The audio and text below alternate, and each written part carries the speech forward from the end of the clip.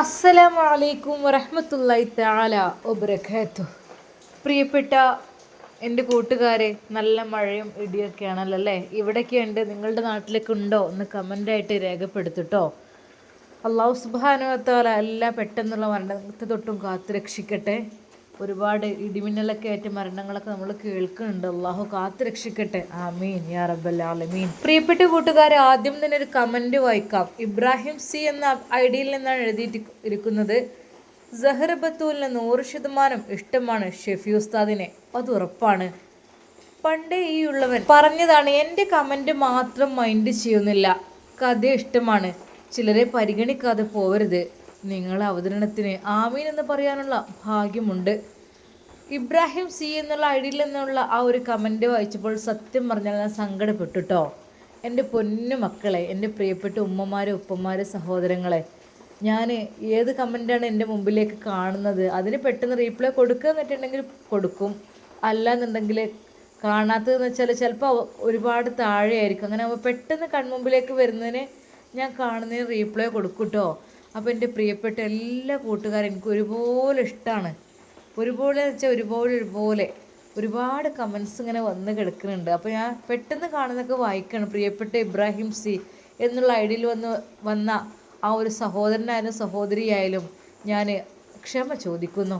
കാരണം കണ്ടിരുന്നെങ്കിൽ ഞാൻ വായിക്കും. പിന്നെ ചിലത് വായിച്ചു വിടും, ചിലത് വായിച്ചു വിടൂല. കാരണം ചില ആളുകൾക്ക് കമൻറ്റ് വായിച്ചു വിടുന്ന ഇഷ്ടമല്ല. അതുകൊണ്ട് ഞാൻ മനസ്സിലിങ്ങനെ വായിക്കൂട്ടോ. എന്തായാലും നിങ്ങളെയൊക്കെ എൻ്റെ പ്രാർത്ഥനയിൽ ഞാൻ ഉൾപ്പെടുത്തും. അതുപോലെ എന്നെയും നിങ്ങൾ ഉൾപ്പെടുത്തണേ. എന്നാൽ അതിലേറെ സങ്കടകരമായ ഒരു കമൻ്റ് കൂടി കണ്ടുട്ടോ. ഞാൻ പരപ്പനങ്ങാടിക്കടുത്ത് ആണ് താമസിക്കുന്നത്.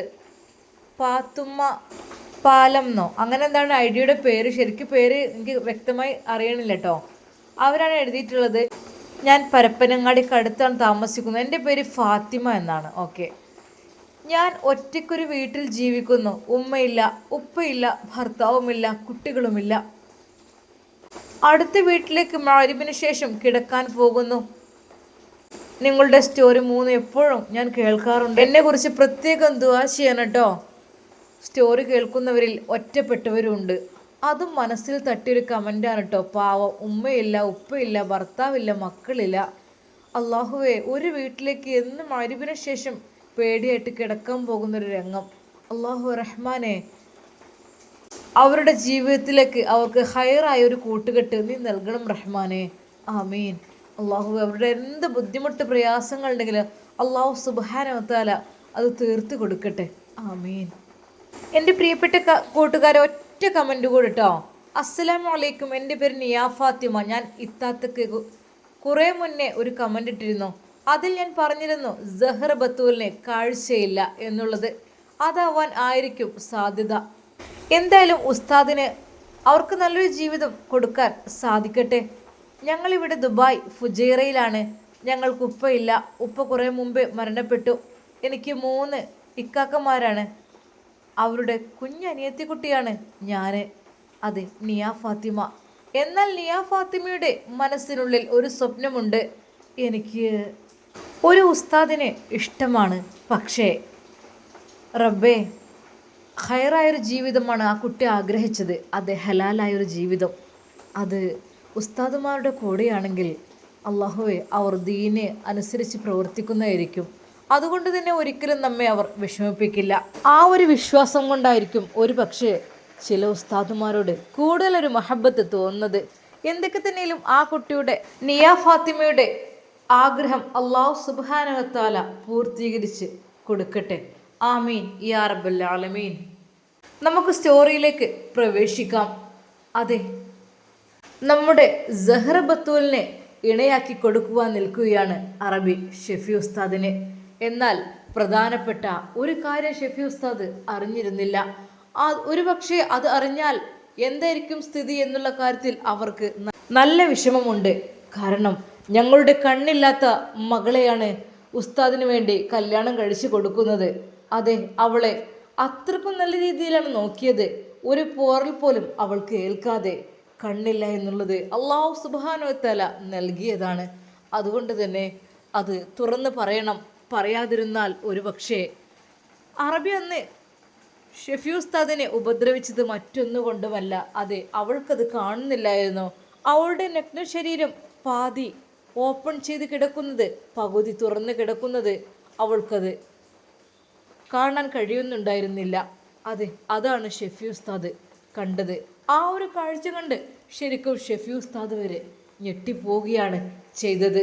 എന്നാൽ ഇതുവരെയായിട്ട് ഒരു പെണ്ണിൻ്റെയും ഔറത്തിലേക്ക് അങ്ങനെ ഞാൻ നോക്കിയിട്ടില്ല. പക്ഷേ ഇതങ്ങ് അറിയാതെ അങ്ങ്, അതും ഒന്നും കരുതിയിട്ടല്ല റബ്ബേ, എന്ത് ചെയ്യാൻ അങ്ങനെ ഒരു പറ്റൽ.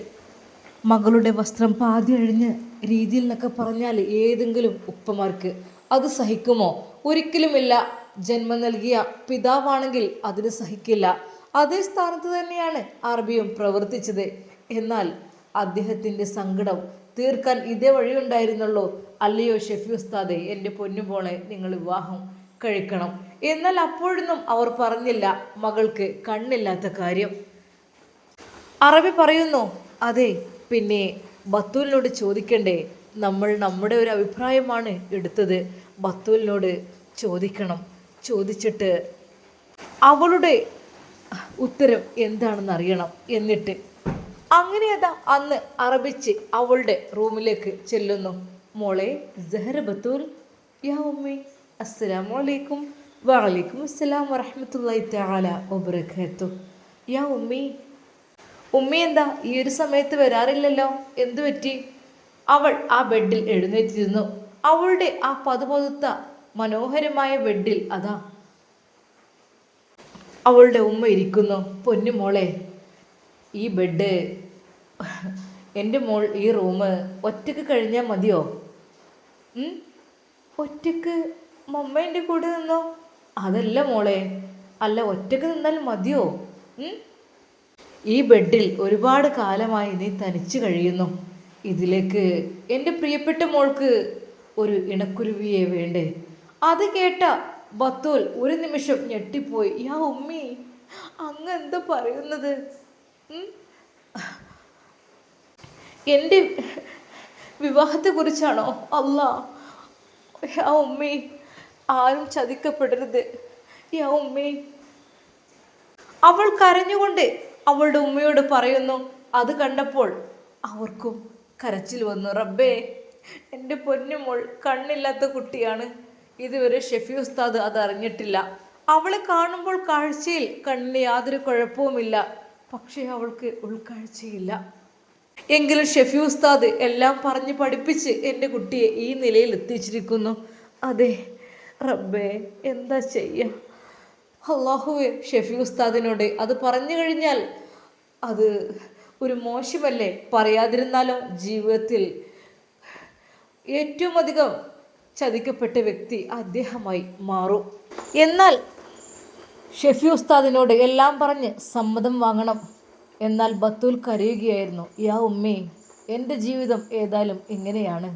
ഒരിക്കൽ പോലും ഷെഫി ഉസ്താദിനെ നമ്മൾ ചതിക്കാൻ പാടില്ല. എനിക്ക് എൻ്റെ ഉസ്താദിനെ ഏറ്റവും ഇഷ്ടമാണ്. ഈ ലോകത്ത് എനിക്ക് ഇഷ്ടമുണ്ടെങ്കിൽ എൻ്റെ പ്രിയപ്പെട്ട ഉസ്താദിനെ മാത്രമായിരിക്കും ഇഷ്ടം. പക്ഷേ ഉമ്മ, ഈ ഒരവസ്ഥയിൽ അത്രക്കും സുന്ദരനായ സുമുഖനായ ഒരു ഉസ്താദാണെന്ന് നിങ്ങളെല്ലാവരും പറയുന്നു കേട്ടിട്ടുണ്ട്. പക്ഷേ ഞാനത് ഇതുവരെ കണ്ടിട്ടില്ല. സൗന്ദര്യം എന്താണെന്ന് ഞാൻ കണ്ടിട്ടില്ല, കേട്ടിട്ടുണ്ട്. അതെ, എൻ്റെ ഉസ്താദിൻ്റെ ശബ്ദത്തിലൂടെ സൗന്ദര്യം ഞാൻ കേട്ടിട്ടുണ്ട്. അദ്ദേഹത്തിൻ്റെ ആ ഒരു സുന്ദരമായ ശബ്ദം ഞാൻ ആസ്വദിക്കുമായിരുന്നു. എപ്പോഴും അദ്ദേഹത്തിൻ്റെ ശബ്ദം എൻ്റെ സിരകളിലൂടെ കടന്നു കയറുമായിരുന്നു. അതെ, ഞാൻ ആ ലഹരിയിൽ എത്രയോ സമയം ഞാൻ അതിൽ മുഴുകിയിരിക്കുന്നു. അതെ, എൻ്റെ ഉസ്താദിൻ്റെ ശബ്ദമാണ് എനിക്ക് സൗന്ദര്യം. ആ സൗന്ദര്യം ഞാൻ മതി വരുവോളം ആസ്വദിക്കും.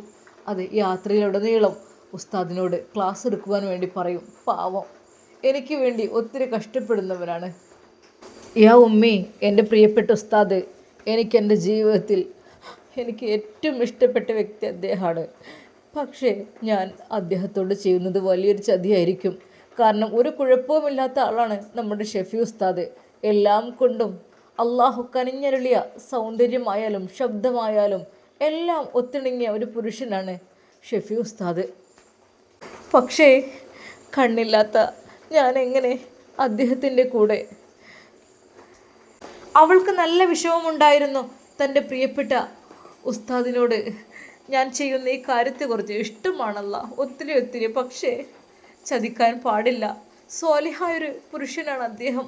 അതെ, എല്ലാം കൊണ്ടും വളരെയധികം മാന്യതയോടുകൂടി സംസാരിക്കുന്ന, മാന്യത പ്രവർത്തിക്കുന്ന ഒരു ഉസ്താദാണ്. അദ്ദേഹത്തെ എനിക്ക് ഒത്തിരി ഒത്തിരി ഇഷ്ടമാണ് ഉമ്മ. സത്യമായിട്ടും എൻ്റെ ഹൃദയമാണ് അദ്ദേഹം. എനിക്ക് അദ്ദേഹം ഒരു ദിവസം വരാതിരുന്നാൽ എൻ്റെ ഹൃദയം വല്ലാതെ അങ്ങ് പിടിച്ചു പോവും. യാ ഉമ്മി, എനിക്ക് ഒത്തിരി ഇഷ്ടമാണ് എൻ്റെ ഷെഫി ഉസ്താദിനെ. പക്ഷേ വിവാഹം കഴിക്കുവാനോ നിക്കാഹ് കഴിക്കുവാനോ അല്ല, എനിക്ക് എൻ്റെ പ്രിയപ്പെട്ട ഉസ്താദായിട്ട് എൻ്റെ നെഞ്ചിൽ എപ്പോഴും ഉണ്ടാകും മോളെ. അതുകൊണ്ട് എന്ത് കാര്യമാണുള്ളത്? നീ ഇഷ്ടപ്പെട്ടിട്ടുണ്ടെങ്കിൽ ഷെഫി ഉസ്താദും നീയുമായുള്ള നിക്കാഹ് നടത്തണം. അതാണ് ഈ ഉമ്മയുടെ ആഗ്രഹം, ഉപ്പയുടെയും. ശരിക്കും അവളുടെ മനസ്സിൽ പല പല ചിന്തകൾ വന്നു. അതെ, ഇല്ല, എങ്ങനെ കണ്ണില്ലാത്ത ഞാൻ എങ്ങനെ അദ്ദേഹത്തിൻ്റെ കൂടെ ജീവിക്കും? എനിക്കറിയുന്നില്ല. എന്നാൽ സഹർ ബത്തൂലിനെ തൻ്റെ പ്രിയപ്പെട്ട ഷെഫി ഉസ്താദെ ഒത്തിരി ഇഷ്ടമായിരുന്നു. അത് ഇപ്പോഴെന്നല്ല, ക്ലാസ് തുടങ്ങിയ അന്ന് മുതൽ തന്നെ. കാരണം മറ്റൊന്നുമല്ല, ഓരോ കാര്യത്തെക്കുറിച്ചും വളരെയധികം വിശദമായി ഉസ്താദ് കുട്ടികൾക്ക് പറഞ്ഞു കൊടുക്കും.